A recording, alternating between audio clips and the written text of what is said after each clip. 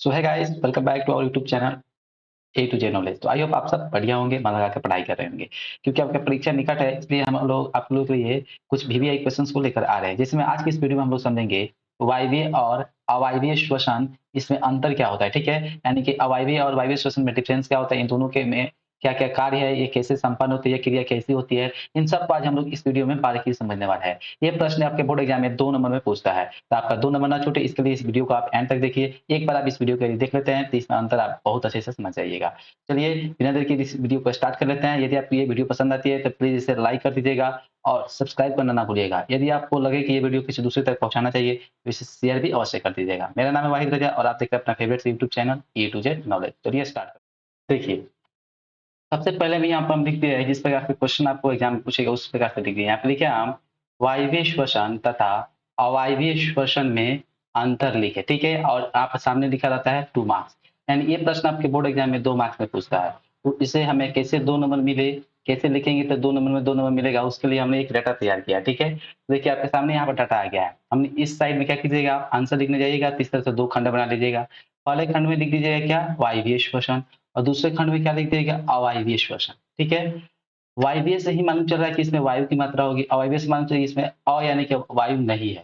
तो चलिए इसके एक-एक पॉइंट को समझते हैं। यदि 2 नंबर में ये प्रश्न आता है, 2 नंबर का मार्क्स पे आता है, तो आपको इसमें 2 या 3 पॉइंट तो अवश्य लिखना पड़ेगा। इसलिए हमने 4 पॉइंट लिखा है, चारों में से कोई 2 पॉइंट लिख दीजिएगा, आपका 2 नंबर मिल जाएगा। चलिए हम पहला पॉइंट शुरू करते हैं। यहाँ पे लिखा गया है, यह ऑक्सीजन की उपस्थिति में होता है। कौन होता है, जो वायवीय श्वसन होता है वो ऑक्सीजन की उपस्थिति में संपन्न होता है। ठीक है, यहाँ तक क्लियर हो गया। अब इसके विपरीत में अवायवीय देखेंगे तो यह ऑक्सीजन की अनुपस्थिति में होता है, यानी इसमें ऑक्सीजन की अनुपस्थिति होती है। ठीक है, तो वायवीय श्वसन ऑक्सीजन की उपस्थिति में होता है और अवायवीय श्वसन ऑक्सीजन की अनुपस्थिति में होता है। एक पॉइंट हुआ। तो इसके हम दूसरे पॉइंट की बात करें तो क्या कर रहा है, यह क्रिया कोशिका के जीव द्रव्य एवं माइटोकॉन्ड्रिया दोनों में पूर्ण होती है। ठीक है, देखो यहाँ बात यह है कि वायवीय श्वसन जो होता है वो कहाँ पूर्ण होता है, तो जीव द्रव और माइटोकॉन्ड्रिया इन दोनों में क्या होता है, वायवीय श्वसन पूर्ण होता है। और यदि अवायवीय श्वसन की बात किया जाए तो यह क्रिया केवल जीव द्रव में पूर्ण होती है। ठीक है, जो अवायवीय श्वसन होता है क्या होता है, केवल जीव द्रव में पूर्ण होता है। ये दूसरा पॉइंट हुआ। अब तीसरे पॉइंट हम देखते हैं, यहाँ पर लिखा गया है, इस क्रिया में ग्लूकोज का पूर्ण ऑक्सीकरण होता है। ठीक है, सॉरी यहाँ पर 2 जगह का लिखा गया, कोई बात नहीं है। इस क्रिया में ग्लूकोज का पूर्ण ऑक्सीकरण होता है। और यहाँ पर क्या गया है कि इस क्रिया में ग्लूकोज का अपूर्ण ऑक्सीजन होता है। मतलब ये हुआ कि वायवीय श्वसन में ग्लूकोज का पूर्ण ऑक्सीकरण हो जाता है और अवायवीय श्वसन की बात की जाती है इसमें ग्लूकोज का अपूर्ण ऑक्सीजन होता है। ठीक है, यहाँ तक आशा करता आपको समझ में आ रहा होगा। तो चलिए इसके चौथे पॉइंट देखते हैं, क्या है, वायवीय श्वसन को ऑक्सीश्वसन भी कहा जाता है। ठीक है, ऑक्सीश्वसन यानी कि ऑक्सीजन वाला श्वसन।